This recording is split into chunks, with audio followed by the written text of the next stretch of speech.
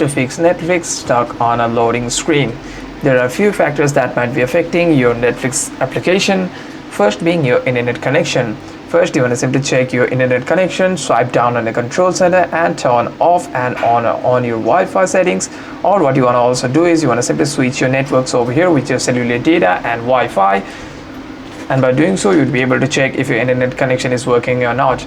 If you are still having any kinds of problem with the application, you want to simply go to your Play Store and check for any updates if it is available. You want to go to your Play Store. After that, you want to search for Netflix over here.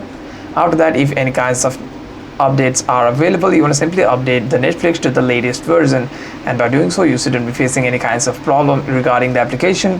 However, if you are still facing any kinds of problem with the app, it might be your device's fault and not the app itself. So you want to simply restart your device once and open the app again. Hope this video was helpful, and if you have any further questions, make sure to leave a comment down below.